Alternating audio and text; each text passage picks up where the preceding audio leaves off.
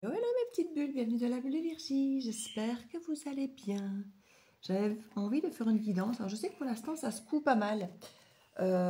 Avec cette pleine lune, les éclipses, il y a beaucoup de choses qui remontent, qui secouent, des choses cachées. On avait déjà avec le transit, avec l'axe poisson vierge, beaucoup de difficultés parfois à voir la réalité au milieu de la fiction, des fantasmes ou des rêves, avec les choses un peu cachées ou non dites ou qu'on ne veut pas voir. Je voulais faire une guidance sur le bonheur qui arrive à vous maintenant, pour vous repercher, vous redonner du punch, vous puncher, voilà, c'était le terme que je voulais dire, pour vous puncher un petit peu ces jours à venir, parce que c'est vrai que pour certains, on ne sait plus trop quoi, on est perdu, ça se coud, quoi, ça se coud, mais pas forcément dans le bon sens aux yeux de certains, donc je voulais un petit peu aller voir quelles sont les énergies, ou surtout savoir au-delà des énergies, quel est le bonheur qui arrive à vous maintenant, derrière ces épreuves-là. Quel est ce bonheur? Regardez, on a des impasses, des sacrifices, de l'obstacle, et je ne sais pas pourquoi j'ai laissé ces deux cartes renversées, on va les retourner, c'est des choses qu'on ne voit pas encore. Hein. Et oui, forcément, avec le poisson, c'est voilé, on ne nous montre pas tout. On va aller voir ça. Deux de deck, l'espoir. Alors, on voit effectivement une impasse parce qu'il y a le sacrifice. Alors, le sacrifice, malheureusement, c'est quand on choisit encore de s'occuper davantage des autres plutôt que de s'écouter et de peut-être parfois se faire en priorité, de se faire passer en priorité. Alors, ça ne veut pas dire, quand on ne se sacrifie pas, qu'on est égoïste. Parce que dans la tête de certains, c'est vrai qu'on nous apprend quand on est petit, il faut partager, il faut donner ci, il faut aider les autres. Et c'est très bien. Mais est-ce que vous donnez à vous-même ce dont vous avez besoin? Parce qu'après, alors vous êtes en carence, vous êtes en manque et vous voulez aller chercher à l'extérieur chez les autres, puisque vous avez tout donné aux autres. Donc le principe, c'est d'arrêter de tout donner aux autres et puis d'espérer que les autres vont nous remplir après, puisque vu qu'on a rempli les autres, on estime normal que quand nous on est vidé, que les autres viennent nous remplir. Sauf que ça ne fonctionne pas comme ça. L'idée, c'est de se nourrir d'abord soi-même pour être fort, pour être en bonne santé, et que le surplus, eh bien, effectivement, on le dispatche aux autres pour pouvoir aider, effectivement, mais qu'on n'a rien à attendre aux autres, qu'on puisse le donner sans attendre en retour. Et si maintenant les autres nous rendent en retour, mais tant mieux. Mais l'idée, c'est de ne pas avoir à espérer, à attendre des autres. J'ai une amie qui a tendance à avoir des problèmes de sous, mais elle fait des cadeaux, elle accepte que les gens ne donnent pas ce qu'on doit lui rendre ou lui donner, et puis après, elle n'arrive pas à finir ses fins de mois. Donc, donnez ou octroyez-vous le droit d'aider les autres quand quelque part, vous avez déjà assez pour vous. Alors d'accord, le geste est encore plus beau, encore plus grand, encore plus sobre. Quand vous donnez ce dont vous avez besoin vous-même, mais que vous le donnez quand même, mais vous n'êtes pas Mère Teresa, j'ai envie de vous dire. Et puis le problème, c'est que vous vous retrouvez à devoir parfois rentrer dans l'art des gens parce qu'ils ne vous donnent pas ce qu'ils devraient vous donner, parce que parfois c'est conclu par un contrat, hein, voilà, locatif, ou c'est de l'argent qu'on vous doit, ou parfois il y a vraiment des choses quelque chose que vous attendez le vendredi que quelqu'un vous apporte, vous amène, et que vous, quand on vous demande quelque chose, ou vous promettez quelque chose, vous le faites, et là, les gens, ils ne le font pas, sauf que ici, s'ils ne le font pas, vous ne nous dites pas, oh, c'est pas grave, j'ai assez à côté. Non, s'ils ne le font pas, vous êtes dans la dèche. Donc, qu'est-ce qui se passe? Vous en voulez à l'autre parce qu'il ne vous donne pas ce dont vous aviez besoin, ce qu'il vous avait promis, et en plus, vous vivez mal puisque vous n'avez pas le besoin, ce dont vous aviez besoin. Donc ici, il est vraiment temps de commencer à prendre conscience qu'il faut arrêter de se sacrifier pour les autres si on a déjà besoin soi-même de notre propre aide, de notre propre apport, que ce soit en estime, en amour, en temps, en argent, en bienveillance. Il faut arrêter de toujours penser qu'il faut d'abord nourrir les autres avant de se nourrir soi-même. Non, ce n'est pas de l'égoïsme de se nourrir soi-même. D'ailleurs, dans un avion, on vous dira toujours, s'il y a un problème d'avion, vous devez d'abord vous mettre le masque à vos parents et puis vous mettez le masque à votre enfant. Parce que si vous tombez dans les pommes, vous ne savez pas mettre le masque à vos enfants. C'est le même principe. Alors je sais qu'en tant que papa, maman, dans la bienveillance, on voudrait mettre d'abord notre enfant en sécurité et lui mettre le masque. Oui. Et puis après, si vous tombez dans les pommes ou si effectivement vous n'avez pas mis votre masque, c'est pas à votre enfant à vous sauver derrière. Vous ne pourrez pas lui en vouloir de le faire. Donc c'est un petit peu ce principe ici d'arrêter ce sacrifice. Mais le sacrifice, il rentre tellement à des niveaux immenses dans nos vies qu'on finit par trouver ça, alors je ne vais pas dire normal, mais spontané de se sacrifier parce que c'est comme ça que ça doit être dans notre façon de penser, dans nos fausses croyances. Mais comme je dis, derrière, soit on est mal parce qu'on est dans le manque, soit on est dans la rancœur ou dans l'amertume parce que les autres ne nous rendent pas ou ne nous donnent pas ou ne font pas ce qu'ils sont censés faire, ce qu'ils nous avaient dit, ce qu'ils avaient promis, et on en veut aux autres. Donc il y a vraiment quelque chose pour s'alléger aussi bien soi-même dans notre qualité de vie que dans la qualité avec l'interaction avec les autres. Arrêter le sacrifice. C'est vraiment ça. On nous parle d'obstacles ici. Il y a vraiment une idée de voyage. Alors, voyage, est-ce que c'est un voyage que vous voudriez faire? Un voyage intérieur, un voyage réel, un week-end quelque part, une journée dans un autre village ou dans une autre ville? On se sent inapte. Alors, peut-être parce que financièrement, vous ne pouvez pas vous le permettre parce que vous avez aidé Pierre, Paul, Jacques, Henri, ou parce que vous avez promis d'aller aider pour le déménagement de quelqu'un, donc vous n'avez pas le temps. Voilà, il y a cette idée au bout d'un moment qu'il y a peut-être un super voyage que vous pourriez faire, que vous auriez la possibilité, l'opportunité, une invitation, peu importe. Un voyage ici qui pourrait avoir lieu, peu importe la forme du voyage, mais finalement, il y a des obstacles. Il y a des obstacles. Manque de temps, manque d'argent, manque de je ne sais pas quoi, vous êtes inapte. Vous ne pouvez pas y aller. Alors, est-ce que vous avez mal partout parce que vous ne vous écoutez pas et du coup, vous n'êtes pas en bonne santé, et du coup, vous ne savez pas faire ce voyage? C'est possible aussi, parce qu'on vous dit toujours que votre état de santé, c'est le reflet, effectivement, de ce qui reste bloqué en vous, de ce que vous n'exprimez pas, de ce que vous ne manifestez pas. Tout ce que vous n'exprimez pas s'ancre en vous. Et ici, il y a vraiment l'idée d'une inaptitude à faire ce voyage. C'est un obstacle. Alors que vous voudriez peut-être le faire, ce voyage. Mais alors vous dites peut-être, oui, mais je ne peux pas laisser telle personne. Elle se fait opérer, je dois être présente. Oui, mais il a besoin de moi. Oui, mais il déménage. Oui, mais ceci. Oui, mais c'est des excuses pour ne pas faire les choses bonnes pour soi. Il y en a des tonnes. On a l'amour ici. C'est pas parce que vous partez à votre voyage qu'il n'y a pas d'amour pour l'autre. Mais vous avez peut-être aussi, vous, besoin de cet amour. Et vous, de vous...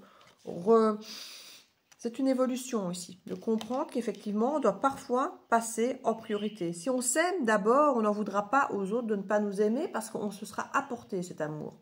Alors que si on apporte aux autres, il y a encore plus de raisons de mettre sur l'épaule de l'autre qui nous en apporte puisqu'on lui a donné aussi. Alors ça ne veut pas dire qu'on ne doit plus donner d'amour, ce n'est pas ce qu'on dit.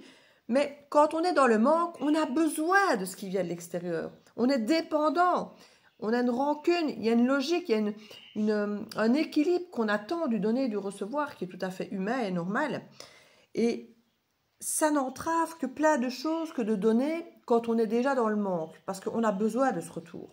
Donc ici, c'est vraiment l'idée du on arrête de donner ce qu'on n'a pas, ce qu'on a trop peu, et on se le donne d'abord à soi. Et peut-être que dans 15 jours, on donnera aussi aux autres parce qu'on se sera un peu rempli soi-même d'abord. Mais pas toujours donner aux autres. Et puis on est quoi? On est sur le carreau et dès qu'il y a la moindre dèche, ben on est malade, on est dans le rouge et on ne sait rien faire parce qu'on a tout donné aux autres. Et au final, ben, les autres, ils continuent. Parce qu'il ne faut pas oublier que quelqu'un que vous avez dépanné une fois, la prochaine fois qu'il est dans la dèche, il viendra vous retrouver. Hein. Et il ne se posera pas toujours la question de savoir si il vous met dans la dèche ou pas. Il a juste compris que quand il venait près de vous, vous l'aidiez. Alors je ne dis pas que c'est une mauvaise chose. Mais au final, les gens ne seront pas forcément là pour vous aider en retour. Certains vont juste se souvenir que vous êtes là quand ils ont besoin. Donc faites le tri aussi par rapport à ça. Posez-vous la question de savoir, et moi, quand je ne vais pas bien, est-ce que ces gens que j'aide tout le temps en permanence, est-ce qu'ils sont là pour m'aider? Est-ce qu'ils sont là pour me soutenir? Et je ne vais pas dire pour me remplir, mais il y a un petit peu de ça. Vous voyez? L'amitié, femme, il y a quelque chose qui est caché ici. Et c'est une énergie féminine, une amitié. Alors, est-ce elle est là justement pour vous tirer vers le bas? Est-ce qu'elle est là pour vous tirer vers le haut? Est-ce qu'elle est là pour vous faire prendre conscience de ce sacrifice? Moi, j'étais en train de vous parler d'une amie justement qui est dans ce cas-là. Et regardez, on a quelqu'un ici, une amitié féminine qui pour moi est hyper importante dans votre tirage puisque c'est quand même quel est le bonheur qui vient à vous et c'est l'amour et l'évolution. Donc pour moi, il y a quelqu'un qui va peut-être à travers du sacrifice. Peut-être que justement quelqu'un dans votre entourage, un ami, une amie féminine, vous en demande trop et va peut-être vous obliger à prendre conscience de ce mécanisme, comme on le met ici, et vous faire prendre conscience que vous devez évoluer vous-même dans votre vision de l'amour, alors aux autres ou à vous-même, ou à vous rendre compte que l'un ne va pas sans l'autre. En tout cas, il y a un espoir ici avec de la sagesse et une mise en lumière par rapport peut-être à des mensonges d'ailleurs. Hein. Il y a un travail sur soi par rapport à un nouveau départ. Et une solitude pour certains qui étaient peut-être destinés pour amener de la richesse, pour le commencement d'un nouveau départ.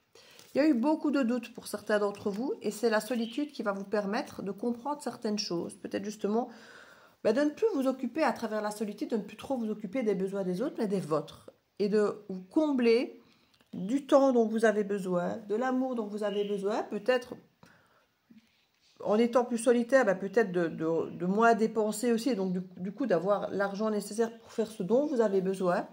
Il y a cette idée ici vraiment de retrouver cette aptitude à voyager peut-être en soi et à dégager ces obstacles qui jusque-là étaient un petit peu lourds pour vous. Il y a vraiment quelque chose à déceler ici par rapport à l'esprit du sacrifice ici. Il y a des grandes richesses à comprendre, à aller chercher en vous et à vous garder quelque part avant de dispatcher à l'extérieur. Parce qu'on dispatche normalement, c'est comme quand il y en a qui placent en bourse.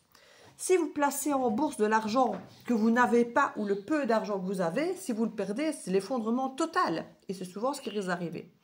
On vous dit toujours, si vous placez de l'argent en bourse, placez de l'argent dont vous n'avez pas besoin. Parce que si vous le perdez, c'est pas grave. Mais s'il prolifère et que ça vous gagne, tant mieux. Mais n'allez surtout pas. C'est comme ceux qui vont jouer au casino. On a les gens qui doivent de l'argent partout, qui sont endettés, qui ne savent pas boucler leur fin de mois. Et ils vont jouer leurs derniers 50 € au casino parce qu'ils sont convaincus qu'ils vont aller gagner. Qu'on va forcément y avoir ce retour d'investissement. On le fait parfois des gens, on le fait parfois avec le jeu. C'est le même principe. C'est aller donner ce qu'on manque déjà en espérant un retour supplémentaire. Mais si ce retour ne vient pas, et c'est souvent le cas dans ces cas-là, vous allez me dire, c'est malheureux, hein, mais dans cette idée du l'argent circule, je donne ce qui me manque pour avoir un retour, oui, mais vous l'aurez un retour, mais pas à ce moment-là. À ce moment-là, c'est la leçon de se dire, ben voilà, tu as donné ce dont tu avais besoin. Tu dois d'abord remplir ta cruche avant d'aller remplir celle des autres. Et c'est comme ça que certains tombent dans le jeu, dans les dépendances. Parce que à partir du moment où on donne ce dont on a besoin, alors oui, c'est beau, c'est généreux. Mais au final, ça devient stupide parce que vous vous délestez de votre bien-être, de votre santé, qu'elle soit mentale, émotionnelle, psychologique, financière. Vous vous délestez de ce dont vous avez besoin, de votre essence vitale. Alors vous me direz, oui, mais moi je peux aussi finir le mois en mangeant du riz, si ça peut permettre à quelqu'un d'autre d'avoir aussi du riz, ou bien finalement cette personne-là, elle va avoir une pâte carbonara, ou peu importe. Hein, ce que je veux dire, c'est qu'elle va peut-être finalement mieux manger que vous. Et j'ai envie de dire, dans l'absolu, c'est ok, c'est beau, hein, mais à long terme. À long terme. Je ne parle pas de one shot où on est, où on se dit, voilà, c'est pas grave si ce soir je mange une bêtise, que je mange des restes d'hier, que je mange une soupe, ou moi j'ai fait plaisir à quelqu'un. C'est pas dans cet état-là que je le dis. C'est à long terme, où vous appauvrissez, peu importe le domaine, la façon dont vous vivez, vous vous appauvrissez en espérant que les autres vous rendent. Parce que c'est ça souvent. On veut aider, mais c'est souvent dans l'espoir que les autres nous rendent, se rendent compte qu'on existe, se rendent compte qu'on donne, se rendent compte qu'on est généreux, se rendent compte qu'on est là. Ah oui, comme je vous dis, ils se rendent compte que vous êtes là. Chaque fois qu'ils ont un problème, ils vont venir sonner à votre porte. Il y en a qui sont rois pour ça, rois et reines. Pourtant, vous avez tellement de richesse en vous que vous pouvez, ne serait-ce que momentanément, vous garder pour vous et vous rendre compte à quel point vous êtes riche. Parce que c'est ça le problème, c'est que quand on dispatche tout le temps à tout va à l'extérieur, il y a un moment, on ne se rend même plus compte de la richesse qu'on a.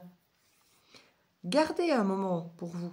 Et vous allez vous rendre compte de la richesse que vous avez en vous. Et que ce n'est pas pour rien qu'il y a tout ce monde qui gravite autour de vous pour venir pomper. Vous allez vous en rendre compte. Et là, si vous le faites plus en conscience et que vous continuez à donner après, mais que vous nourrissez d'abord, dans tous les sens du terme, vous allez vous rendre compte à quel point vous avez de la richesse, à quel point finalement vous allez choisir les personnes à qui vous voulez donner. Et regardez bien, alors je ne vais pas dire qui vous rend, parce qu'on ne peut pas toujours... Si quelqu'un a besoin d'argent et que vous prêtez de l'argent ou vous donnez de l'argent, n'espérez pas que cette personne vous donne de l'argent. Elle n'en a pas. Mais elle peut vous donner du temps, de l'écoute, de l'amour, de la présence. Donc il ne faut pas toujours s'imaginer non plus que le retour se fait effectivement sur le même domaine que ce que vous avez donné, puisque la personne étant effectivement en manquement. Mais il y a des gens qui se contentent de prendre et qui ne donnent jamais rien, ni de leur temps, ni de leur présence, ni de leur amour, ni rien du tout. Parfois même pas un merci. Parfois vous avez je te voudrais ça, hein?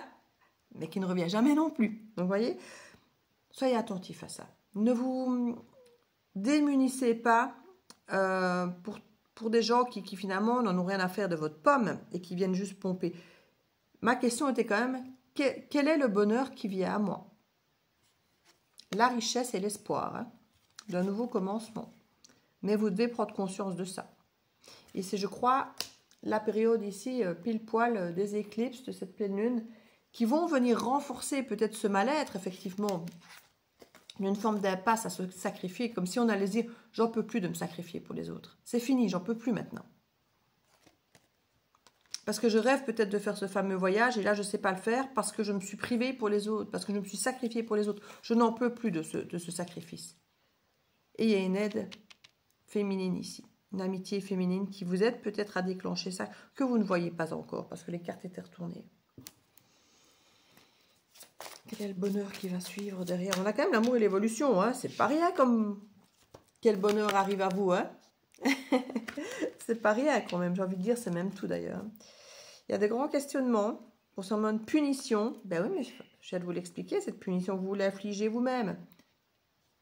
C'est le résultat de votre forme de générosité, j'ai envie de dire. On a la stabilité d'un masculin ici, qui est triste et qui voudrait être en paix. Il y a une désillusion qui tombe, il y a une compréhension de certaines choses. Pour certains, c'est carrément un masculin qui vient, pour lequel, je crois, par amour, vous vous sacrifiez encore et encore. Mais une fois de plus, vous n'en avez pas grand-chose. Et c'est peut-être une amie qui va mettre ça en exergue. À vous de voir. Je vais mettre une petite carte. Tout à l'heure, quand j'ai commencé à guidance, c'était silencieux. Ça me manque tellement, cette petite Lilith. Elle me manque tellement, cette petite. Surtout que j'en ai une qui a été blessée, donc j'en ai plus que 3. C'est extrêmement peu. J'en ai eu 7 à un moment donné. Donc, vous imaginez la différence de présence, même de bruit dans la maison. Ça fait bizarre. Le positionnement. Elle était renversée, cette carte, comme si vous ne vous étiez jamais positionné avant. Sachez accepter le choix de l'autre et osez vous aussi vous positionner. Il est peut-être temps de même le faire dans l'autre sens, de vous positionner et puis d'accepter la réaction de l'autre. Elle râle, c'est pas grave. Il ne comprend pas que cette fois-ci vous ne l'aidiez pas, que cette fois-ci vous ne donnez pas votre argent, que cette fois-ci vous ne donnez pas votre temps, que cette fois-ci vous allez en vacances au lieu d'aller l'aider à déménager alors que c'est la 10e fois qu'il déménage sur 3 ans. Parce que c'est quelqu'un d'instable, qui n'est jamais content, qui se lance toujours à courir perdu, qui ne réfléchit pas. Vous savez, ces gens qui vivent finalement, qui font des erreurs, et ils ont raison, qui vivent et de faire des erreurs, c'est comme ça qu'on apprend, c'est comme ça qu'on vit. Mais ils comptent sur vous en fait, et puis vous ne vivez pas. Vous voyez, c'est tous des exemples comme ça en fait. Donc à vous peut-être, aujourd'hui, d'aller dans l'autre sens, puisque la carte était renversée, de vous positionner dans vos besoins, dans vos attentes, dans vos attentes, pas des autres, de votre vie, de ce dont vous avez besoin vous pour vivre votre vie, et de vous faire passer en priorité, et plus potentiellement les autres, et d'accepter la réaction que les autres auront derrière. Certains l'accepteront et vous diront « Ok ». Vous dire « Ben voilà, c'était pas si dramatique que ça de dire non peut-être aujourd'hui.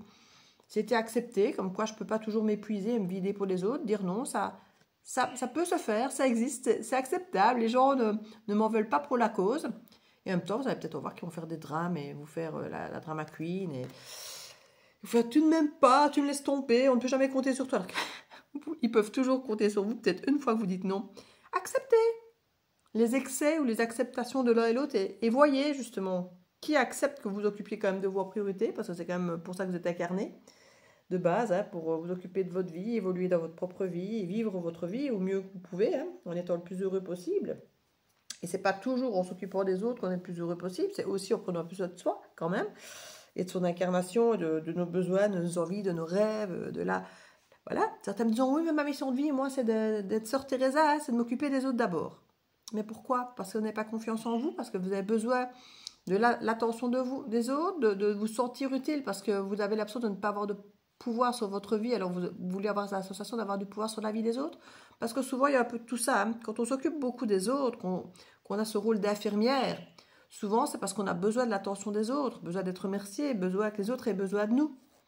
C'est pas forcément la version la plus saine, hein. On est dans le triangle de bourreau, victime et sauveur, hein. Donc faites attention, faites attention. On n'attire pas forcément à soi ce qu'on voudrait par ses attitudes d'excès de bienveillance, d'excès de générosité, d'excès de sacrifice, on va dire. Hein. Et un grand bonheur quand vous prenez conscience de ça. Hein. Commencez à essayer de dire non et voyez un petit peu la réaction des gens autour de vous. Ça va vous aider à faire un fameux tri entre les gens qui vont accepter votre non et ceux qui vont vous le remettre sur le nez, alors qu'ils n'ont aucun droit finalement. C'était cadeau, tout ce que vous faisiez. Ils n'ont aucun droit d'exiger que vous fassiez des cadeaux toutes les semaines à votre détriment. Je vous fais des bisous. À bientôt dans la bulle de Virgie. Ciao, ciao.